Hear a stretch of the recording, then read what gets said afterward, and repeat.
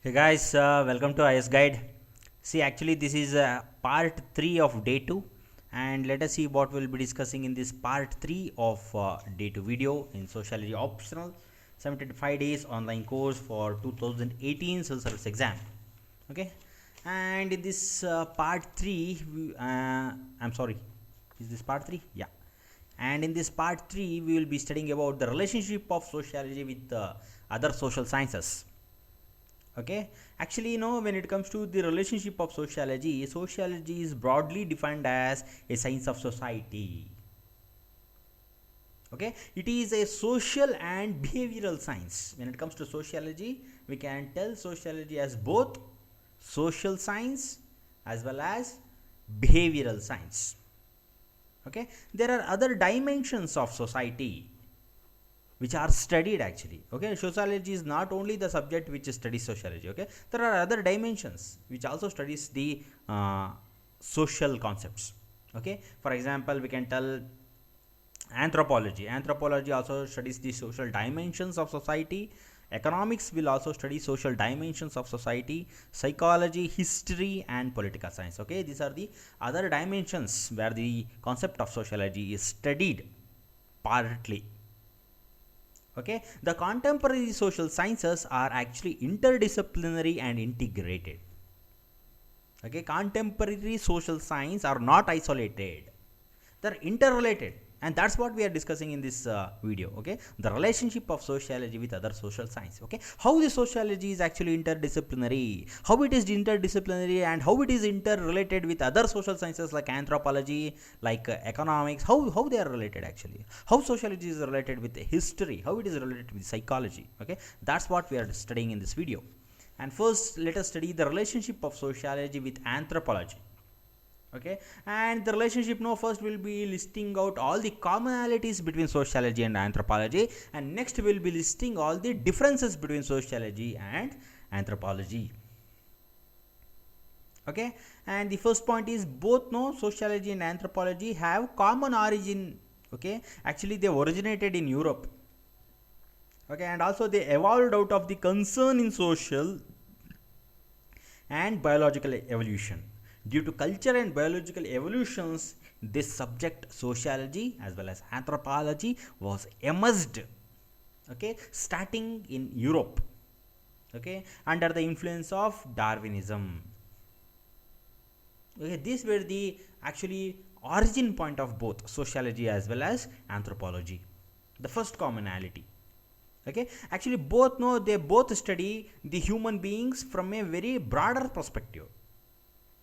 Sociology, if you take, definitely it will study actually human beings in a broader perspective. It will not go and study what are the digestive system, okay, in human being, what is the excretory system, how the brain is functioning. It will not study all these things. Broader perspective. Okay, anthropology also. Okay, definitely anthropology, they will actually go by biological evidences, the genetic evidences. They will be digging and digging and digging, okay, to find the exact genealogy of human being. Okay, that's what the anthropologists do. Okay, and definitely anthropologists are also not too much concerned with the biological things. Okay, in broader perspective biological things they will study, anthropologist. Okay, that is what to say, both these subjects study human beings from a very broader perspective. The first point. And when it comes to the second when it comes to second commonalities between sociology and anthropology, both adopt to cross-cultural perspective and share common areas. Okay, and these common areas like social institutions, it is shared by both sociology and anthropology. Social process, shared by both. Structure of society, shared by both. And social change is also discussed in sociology as well as anthropology. Okay, both study cross-cultural perspective and share all these common features. Okay, actually both have profiled the social change due to colonization, due to industrialization, and also due to development in science and technology. I'll repeat the second point. Both have profiled the social change due to colonization, industrialization as well as the development in science and technology. Due to this only both have come up, sociology and anthropology. Without colonization, definitely why we will bother about sociology. Without industrialization, why we will bother? Traditional society was best for us. Okay, why we will bother sociology means definitely industrialization brought many problems to us. Colonization brought many problems to us. Science and technology is actually coping with all these problems. Okay, this is the second commonality. And when it comes to the third commonality, the study of basic institutions like family, marriage, kinship, religion, polity, economy is common to both. Okay, the study of basic institutions like family, okay, the family, types of family, functions of family, why family is there, the disintegration of family, what is the concern for that one. Okay, in sociology, anthropology, both they will study. And what is the marriage pattern about among tribe. Okay, why marriage is taking place, how was the marriage taking place in the traditional world as well as India. Okay, how the marriage is actually changing their context. Okay, why the marriage is happening between different families. Okay, that's also explained in the concept of marriage, both sociology and anthropology. The kinship, the relationship of a person in mother's line, in father's line, okay, uncle, aunt. Okay, that is all studied in kinship. And religion, how the person have a psychic kind of relation with their religion. Okay, and polity, why polity is there. Okay, what is the functions of polity.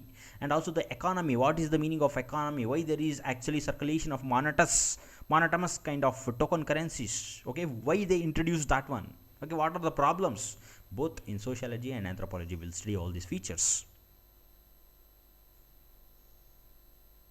Okay, both share certain perspective like functionalism and structuralism. Okay, functionalism, no, it is shared by both sociology and anthropology. Even structuralism. Okay, I'll write here the spelling, just a minute guys. Structuralism, both functionalism and structuralism is studied by both sociology as well as the anthropology. Okay, and also both try to solve the problem of society. Okay, social problems they try to solve in scientific understanding. Okay, that's very important, scientific understanding. Okay, see, yes, going to solve social problems without scientific understanding does not tell sociology and anthropology. The beauty of sociology and anthropology is solving social problem using scientific technology. Okay, both of them do the same kind of things.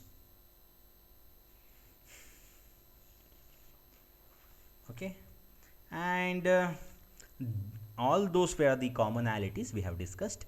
Now let us see what are the differences between these two subjects, anthropology and sociology. Okay, the first difference, no, it is in anthropology the focus is more on institutions and change in simple non-literate pre-industrial non-western societies. Okay, that point we have to keep in mind. Okay, anthropology, no, its focus is more on the traditional societies, simple societies. It was not very complex. Okay, that is what they will study. They will just go on linking how the genetic actually emerged. Okay, that is what the job of anthropologists. They will just digging, they will go and they will tell, okay, these kind of human beings, no, they were their ancestors. Okay, this caste is there in India. Okay, the ancestors of this caste, no, they are like that. Okay, this is the relationship what the anthropologists do. They go on digging. That is the reason we can tell that they study mostly the simple things.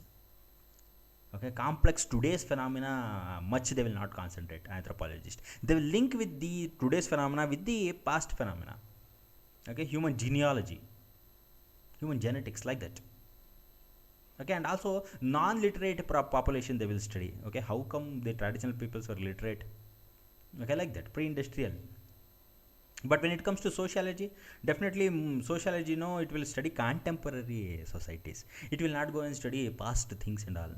Okay, contemporary, what is today's problem, why the society is facing the problem today, that is what the concern for the sociologist. Okay, that's the reason we have written here. But the sociologist, no, it focuses more on studying the institutions and changes in the contemporary societies, that is present societies. And it also studies societies little past, not too past.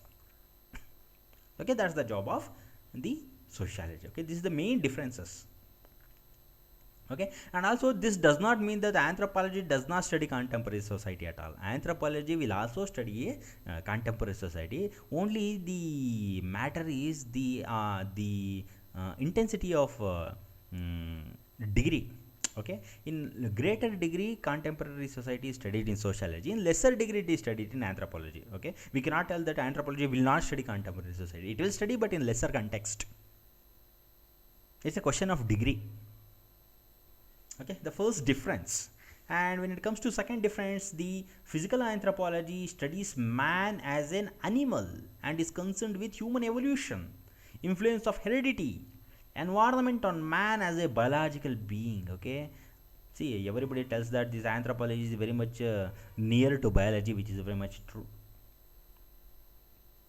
Okay, the anthropology, actually it has a branch of anthropology that is known as physical anthropology. It always concentrates on animals. That means man as an animal. It will see man as an animal because it is very much true. Okay, and it is concerned with his evolution and influence of the genetics. What are the changes of genetics which has taken place over the course of these years, right from the man, right from the human evolution it will study. Okay, and what are the forces of environment acting on the man and how the genetics have been changing from past years. Okay, what are the changes has happened? That is what is studied by physical anthropology. Okay, and but social studies, no, but sociology, it studies how biology influence human behavior. That is what is studied in sociology. In sociology, he will not go and he will not dig into the relationship of man with environment in those days. Okay, it will not dig into the hereditary influence of man. Only it will deal is what is the biological influence on human behavior. That means we can put it like this. Okay, how biology influence human behavior means how do certain kinds of people behave in certain way. That is what is told by sociology. It will not actually tell why this man is behaving and what is the relation between his and his ancestors. That is not told by sociology. Okay, I will simplify again. Biology influences human social behavior means, see, many times ago, no, there were certain peculiar kind of disease in Indian states of Andhra Pradesh. Okay, this kind of peculiar disease was only confined to certain peoples of Andhra Pradesh. Okay, that is what is studied by sociology. Why these peoples behave and why this kind of disease is only there in certain parts of Andhra Pradesh, because certain kind of practices was they were having. Okay, that's the reason certain kind of behavioral changes will be there in certain human beings. Okay, very much limited. That is what is studied by sociology. Okay, clear. Okay, and also we can tell that this physical anthropology, it studies a human evolution like a hominid evolution, we can call it as. Okay, I have told here it is concerned with human evolution, that is also known as hominid evolution. Okay, the job of the physical anthropology. Okay, physical anthropology has almost become a part of life science, that is biology. It is almost become. Okay, see, anybody wants to take anthropology optionally in UPSC civil service exam means, first of all they want to think whether I am having this plus 2 background of biology background of plus 2. Plus 2 means PUC. Okay, pre-university or something we will tell. Okay, 10 plus 2. Okay, plus 2. He has to see that some kind of knowledge is there in biology, then he has to take anthropology, because in anthropology majorly will be studying about the life science only. Okay, that's it guys, and let us see the next difference. The next difference is, in anthropology there is a greater concern on culture and specific aspects of culture than in sociology. Okay, see, in anthropology there is greater concern on culture and specific aspects of culture means aspects like language. Okay, in anthropology there is greater concern for language, and also there is greater concern from aspects like symbols. Okay, anthropology is more concerned with the symbols, and also arts. Anthropology is more concerned with the arts of the culture. Okay, and also rituals. Okay, see, these are all the specific aspects where the anthropology is more interested. than sociology. Language, symbols, arts, rituals. The study of all these things are the core areas of cultural study of anthropology, not sociology. Okay, and the next difference, anthropology, it relies more on observation.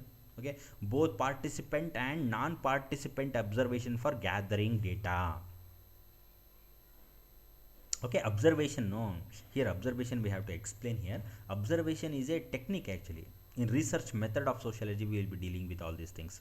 Okay, observation is a technique of the research method. Okay, and anthropology is very much using observation. Both participant and non-participant. Participant means the observee is a part of the group of experiment.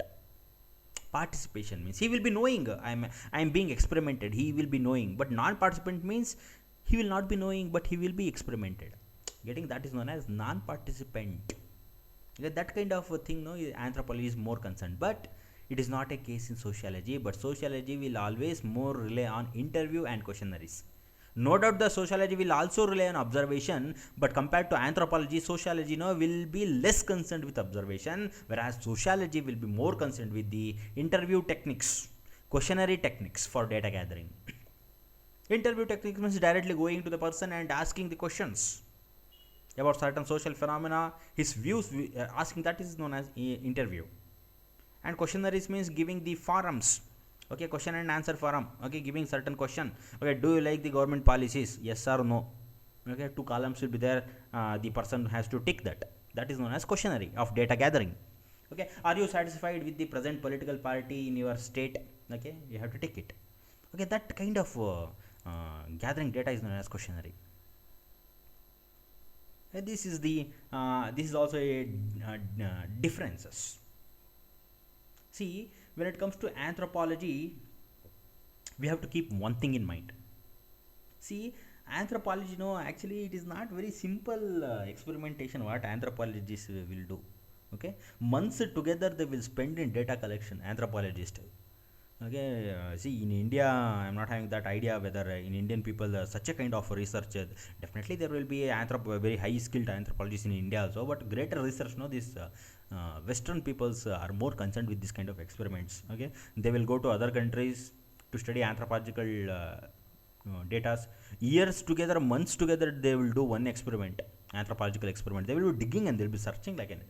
That is known as anthropological research. Okay, months together they will spend on collection of data. That is what the job of anthropologist. Okay, somewhat kind of it is very much relevant in ethnographic study. Anthropology is very much suited for ethnographic studies. Okay, that's it guys. Now let us move on to the next difference.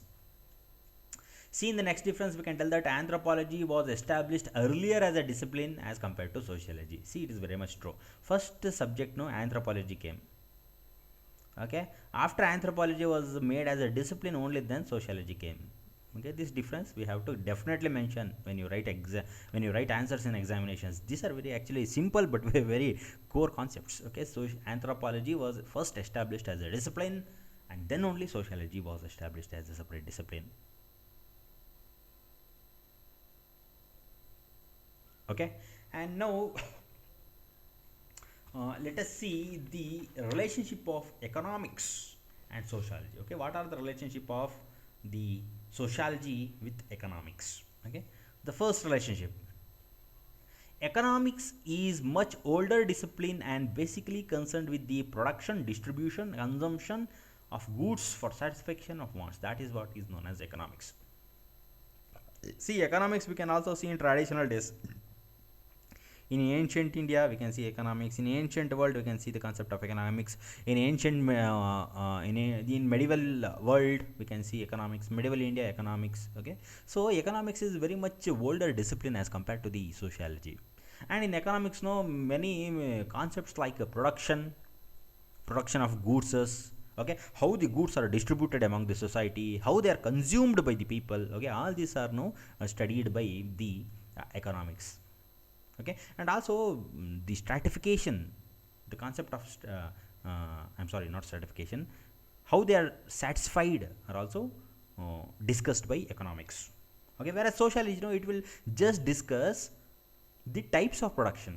Okay, that means how was the production in industrial society, how was the mode of production in medieval society, how was the mode of production now. Okay, all in capitalistic society, all these are discussed by sociology, but economics is just concerned to the data purpose. That means production data, distribution data, consumption data, and how they are satisfying the wants of the people. Okay, that's what is concerned with the economics. Okay, and also economics, no, it will focus on economic growth. Economic growth definitely will not study in a sociology. Definitely in economics only will study about the growth of economy. Development of macroeconomic policies, all these are studied only in economics. And for long a while, economists they studied the subject economy in isolation. Okay, they were not knowing this use of sociology. These economists know, they were thinking that only economic is the subject, and they were studying economy in isolation from other social sciences. They were not linking with the other social sciences. And also they believed economic activity was least influenced by socio-cultural and other non-economic factors. Okay, they were thinking that the country is developed only because it is having prosperous amount of money.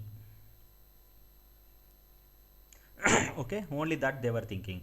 Why USA is more developed? The people think that USA is more developed because the dollar value is high compared to the rupee. That is what the people will think, but they will not think why the dollar value is high than rupee. Okay, that is what the concern of sociology. Why? Okay, traditional days, no, these economists, they were thinking that sociology, social sciences has no relevance with the economy, so let us study economy in isolation. Like that they were thinking, and they were studying. Okay, but no, time was not like that only. Okay, time was changing. By the second half of the 20th century, actually it became clear that economic activity is indeed influenced by the non-economic factor also. Okay, if you want to prosper in economic activity, there is a need for improvement in non-economic factor also. That was realized only by the second half of the 20th century. Only then economic people began to lean towards sociological studies also. Okay, that means why did this dollar value is high, why rupee value is low? Definitely something is wrong here. Okay, other factors, if they improve, means definitely rupee will be growth. Okay, other factors, there are many factors which the government has to take care of. Otherwise only printing notes and keeping in banks, okay, not improving the quality of life, not improving the, okay, many things are there which is very much complex, which the government has to take care of for the development of that country. Okay, the main point is there are non-economic factors also which influence the economic growth of a country. That is the main point here. Okay, the relationship between economic and sociology. And next point, Malinowski elaborately wrote on how this Trobriand islanders trade fish. Okay, trade fish, and they do their economic activity under the influence of religion and magic. A very very important point here. Okay, see, actually, no, this point you will study in the religion slot. Okay, next slot, no, we will be taking up religion slot. In the religion slot we will study this what is the issue of this Trobriand islanders. Okay, see, they are a kind of islanders, Trobriand islanders. These islanders, no, they were actually doing certain kind of economic activity. That means economic activity means catching of fish and selling. Okay, that is what their economic activity. These islanders, they were catching the fish and they were selling. To catch fish, no, those days it was very much difficult. Okay, sophisticated equipments were not there to catch the fishes. They have to go deep water to catch the fishes, taking nets and all. They have to go deep water, and there is threat for life also. If they go for deep water fishing and all, definitely threat for life. Nobody will actually go, but what to do, life is like that. Okay, the life was like that for them. It was very complex, and they have to go for the deep water fishing. And how they went for this kind of economic activity, definitely if they go for deep water fishing, they will get nice quantity of fish, and they can sell in the market, and in return they will get money. Definitely we can consider this activity as economic activity. And this economic activity, how they were doing means they were linking this economic activity to religion. Religion means sociology, economic activity means economy. Okay, this is where the relationship is discussed here. How they were linking to religion means they were actually praying God. They were praying God, God, come on. Last time I went for deep water fishing, nothing happened. This time also I am going for deep water fishing. Let nothing happen. Okay. By this hope, they were actually jumping into the water and they were going and doing deep water fishing under the influence of religion and magic. See, magic is also a kind of pseudo religion. Pseudo religion we can call magic. Okay, they were in the name of religion. They were going and taking risk. So both the sociology and economy they are related. Okay, that's what, and it is very much good example for Indian society also. See, in Indian society also religion plays a major role. No, how many babas are there? You can see how many babas are there in our country. Why babas are there? Definitely some role will be there. No, simply babas they will not go. Okay, some role is there. How the society is united. Okay, and the next thing, the relationship between these two is as pointed by Carl Polanyi. Okay, Carl Polanyi argued the concept of modern economics are inadequate to understand the exchange mechanism of simple societies. Okay, she tells that the modern societies are actually inadequate to understand the simple societies. Okay, to explain this one, no, he developed a concept of reciprocity. Who developed? Carl Polanyi. No, to understand this one, he developed one concept that is known as concept of reciprocity. The concept of reciprocity is nothing but the exchange of goods or the exchange of transaction, economic transaction between the people without using money. Okay, without using money. Money should not be there. Then also the simple societies, no, they were using this kind of without money thing of economic transaction, without money. That thing, no, the modern economics cannot understand. That is what they actually tell. Okay, see, in modern economics, no, if you go to actually metropolitan city, if you give let us say 500 rupees, okay, they will give, okay, they will give something for you. Okay, whatever you want. Okay, some kind of food. Okay, some kind of chats. Okay, if you want to go to movie, nowadays movie costs 450 rupees more. Okay, if you can go for movie, but this kind of thing was not there in simple societies. In simple societies, no, give and take policy was there. Give and take policy was there in simple society. Okay, we can also compare this to the barter system. Okay, in simple societies, what they were doing is in villages, let us say an example, if some of the houses know if they are actually giving milk, okay, there are some of the houses they will actually talk with each other. Okay, see, our house, no, we will give milk to the 10 families because we are having healthy cows. We will give milk to the 10 families in the morning, some 2 cups of milk. Okay, today also in certain villages this is followed. Okay, milk we will give 2 cup of milk for 10 families. That means 10 house we will give, and in return those 10 houses, no, they will give something for them. Okay, one house may give a certain quantity of rice items, that is a certain quantity of crop they may give. Another house may give certain quantity of some other things. Okay, that is what is known as exchange of economic transactions without using money. That is very actually very much successful in simple societies. But as the society became complex, this kind of token currency was introduced. Token currency, you might be knowing the problems what the token currency is having. Demonetization, recently Modi ji have done, but what happened? Okay, it's a different scenario. Okay, exact data they are not giving. Okay, like that, token currency is a big problem. But what to do in modern societies? Definitely token currency only is the solution, other way is not there. A type of barter system we cannot do in modern societies. Okay, barter system is very much suited for the simple and the village kind of things, but token currency definitely it is suited for the modern societies like we live in today. Okay, token currency means giving values to the note. See, you tell me, if there is a 500 rupees note, hey, what is that, man? It is just a piece of paper. It's just a piece of paper decorated with some something marks and all. Okay, it's just a piece of paper, to talk literally. But this 500 value, who has given? Government has given the value. Okay, that means for this paper, government has given value, authorizing it to be circulated among the market. That is what's known as token currency. Okay, token currency was introduced first by in medieval India. You will be studying that. I'll be explaining when I will be dealing with the medieval India concept in general studies. Okay, first it was introduced in the medieval India, and later on nowadays British people, okay, they hugely introduced this token currency into India.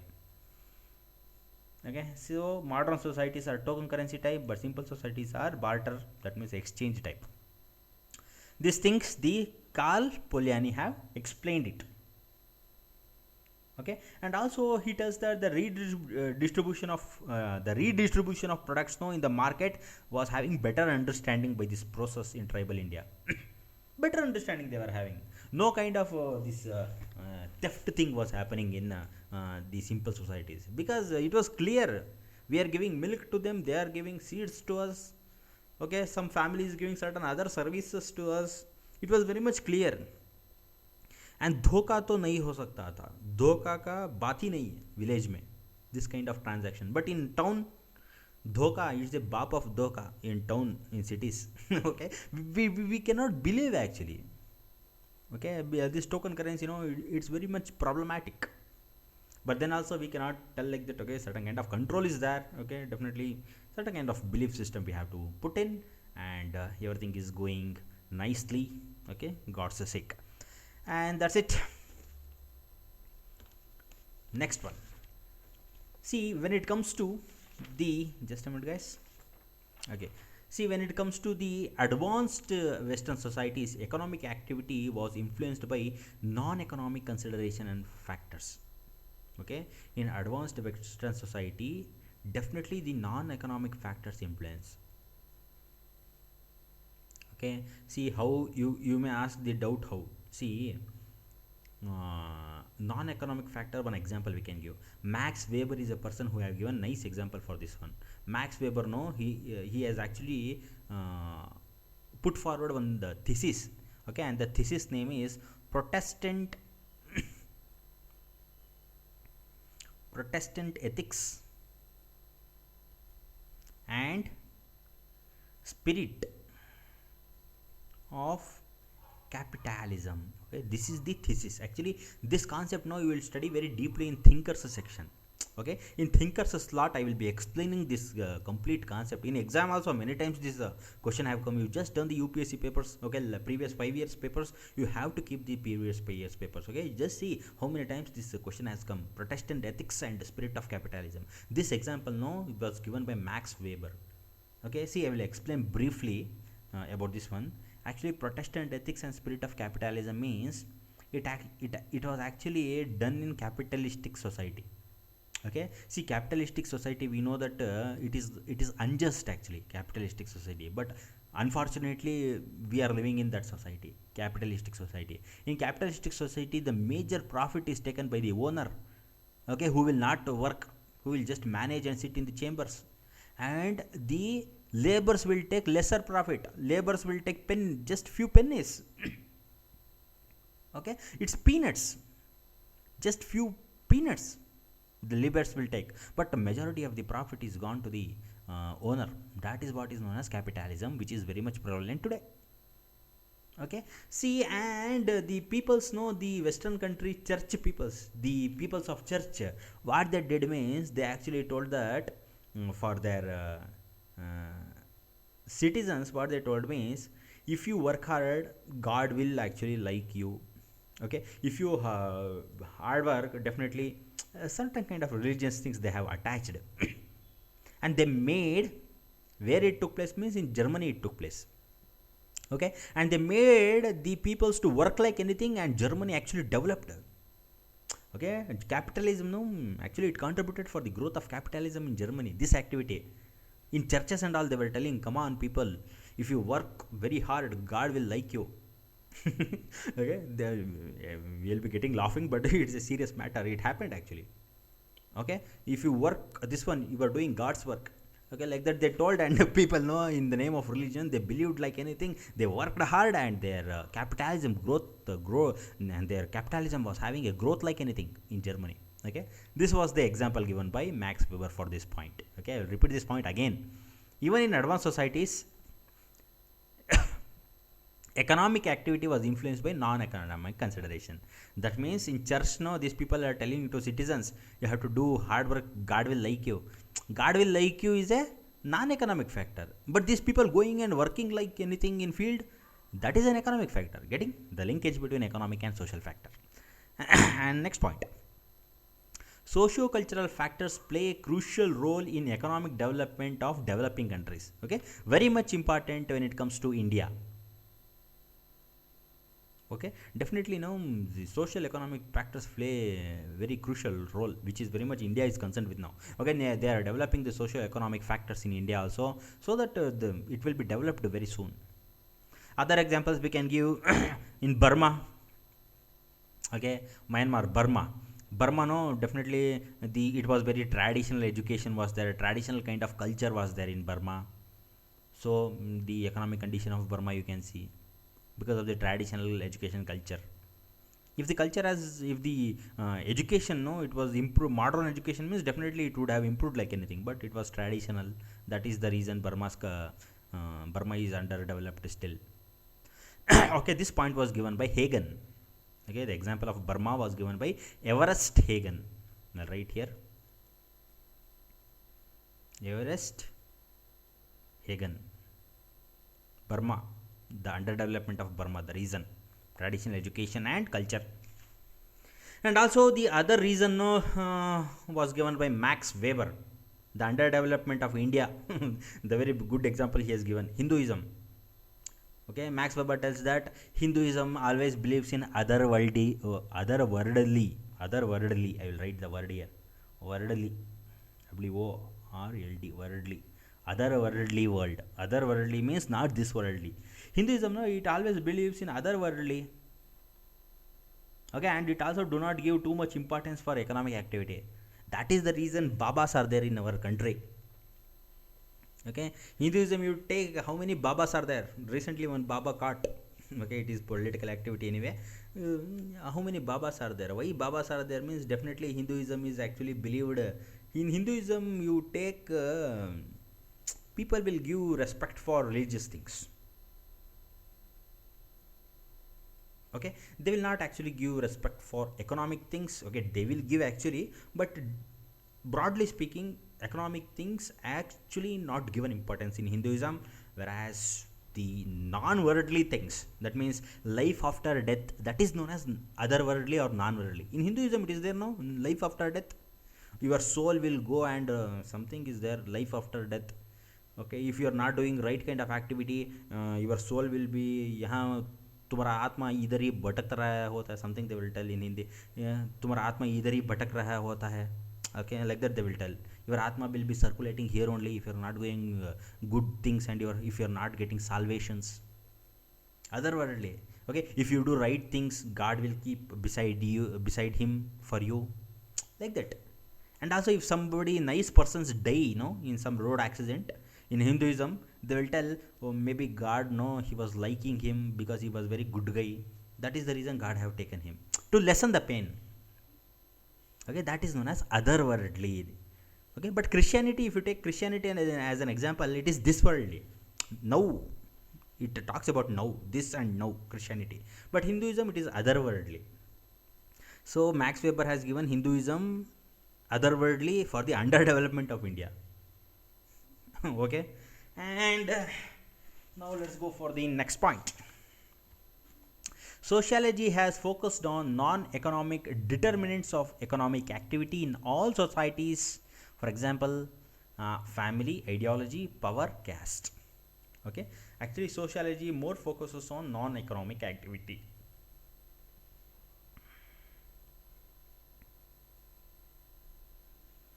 Okay, which are the non-economic activities? Family, non-economic activity. You tell me where in family non-economic activity, economic activity will be there. Whether your father will give money for you, mother or father.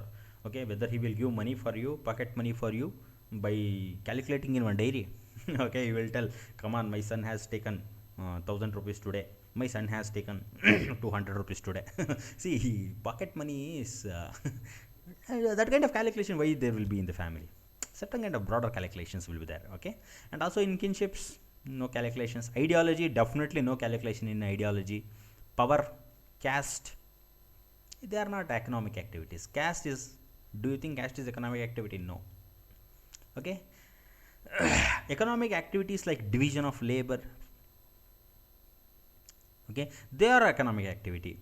Mobility of labor, definitely economic activity. Consumption, investment, okay, all these economic activities are definitely influenced by the socio-cultural factors in contemporary sociology.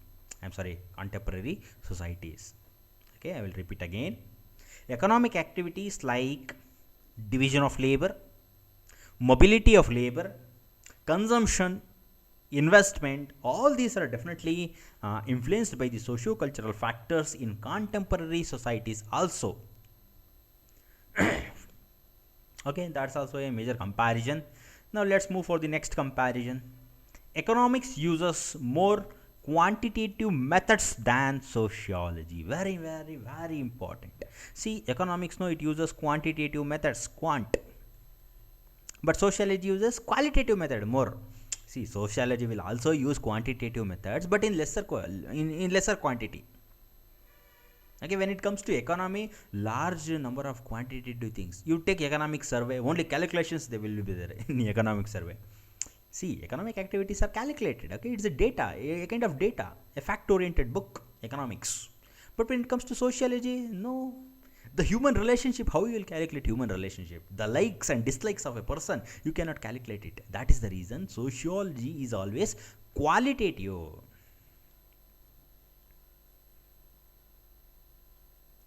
Sociology is always qualitative in nature. Okay, which cannot be measured by scales. That is known as qualitative. And the next comparison, many specialized areas like public finance, microeconomics, foreign trade, money market, okay, all these areas have very little common with sociology. See, in sociology we will not talk about public finance. Are we going to talk? No. Microeconomics, definitely we are not talking about microeconomics and sociology. Foreign trade, definitely irrelevant. Money market, okay, all these are not too much relevant for sociology. Okay, here separation is there. Economic is separate, sociology is separate in these areas. Okay, that's it, guys. This was the end of part 3, and let's meet in part 4. Okay, till then, bye. Hey guys, see, this was just a limited edition of the course. To get all the videos, to get the full edition, you people need to enroll in this course. And to get yourself enrolled, you have to go to my blog. Okay, this is the address of my blog, iasguideindia.wordpress.com. You just go to this blog. All the enrollment details are there in this blog. Okay, even the enrollment form is there. Okay, you need to fill the enrollment form, send it to me, and get enrolled. Okay, then only you will be getting all the 75 days videos. Okay, you will be getting all the other features like test series, okay, evaluation from my side. Okay, all those things you'll be getting only if you enroll in this course. Okay, that's it. Let's meet with the next video with some awesome contents. Okay, till then, bye.